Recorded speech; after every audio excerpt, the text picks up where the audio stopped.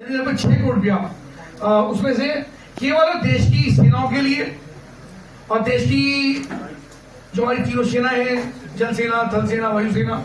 उसके लिए, उनके इंफ्रास्ट्रक्चर के लिए, उनके शस्त्र के लिए, यानी भगवान करे कोई ऐसी आवश्यकता ना पड़े कि हमारा किसी से कोई युद्ध करना पड़े, लेकिन हम ताकत और हमारी आंतरिक ताकत हमारी मजबूत हो और कोई भी शक्ति हमको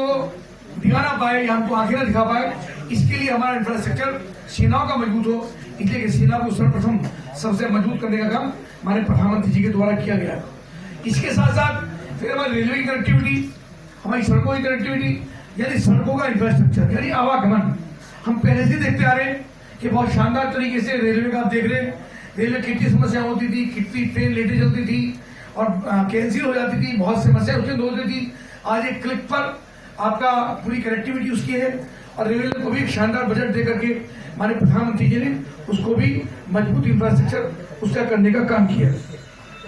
उसके साथ साथ जितनी हमारी सड़कें हैं, सड़कों का भी एक शानदार इंफ्रास्ट्रक्चर उसके अंदर है, उसकी योजना भी इस बजट के अंदर की गई है।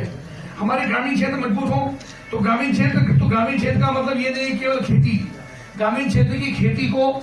लेटेस्ट टेक्नोलॉजी के साथ, यानी टेक्नोलॉजी भी उसके साथ डिजिटल भी, आत्मनिर्भर किसान बने तो आत्मनिर्भर भारत बनेगा। तो हमारी खेती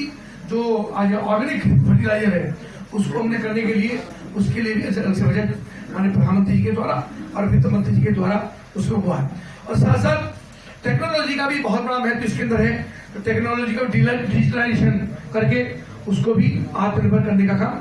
वित्त मंत्री के द्वारा हुआ है। और हमारे जो मेडिकल कॉलेज है, यानी स्वास्थ्य के ऊपर भी ध्यान दिया गया है कि स्वास्थ्य के अंदर भी हमारे जो मेडिकल कॉलेज हैं, 173 मेडिकल कॉलेज हमारे खुले हैं, उनके साथ साथ पैरा मेडिकल कॉलेज यानी नर्सिंग कॉलेज भी साथ साथ खोलने का संकल्प वित्त मंत्री के द्वारा लिया गया, ताकि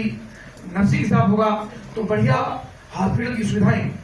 आम जनता को मिल सकेगी, उसके लिए प्रधानमंत्री जी का विशेष रूप से ध्यान है। और इस बजट के अंदर खासतौर से गरीबों के लिए, महिलाओं के लिए, बुजुर्गों के लिए,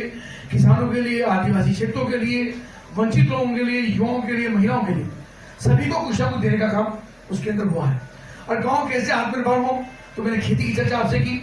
श्रमिक के लिए भी उसके लिए अलग से योजना है, जो आश्रम विभाग है उसमें भी श्रमिक लोगों को अलग से इंश्योरेंस भी, उनकी बेटियों की शादी के लिए पैसा भी, उनका बीमा भी, दुर्घटना हो जाती तो उनकी सुनना कैसे, किसी की दुर्घटना हो और किसी की मृत्यु हो तो मृत्यु होती है तो उसके लिए भी अलग से विशिष्ट माने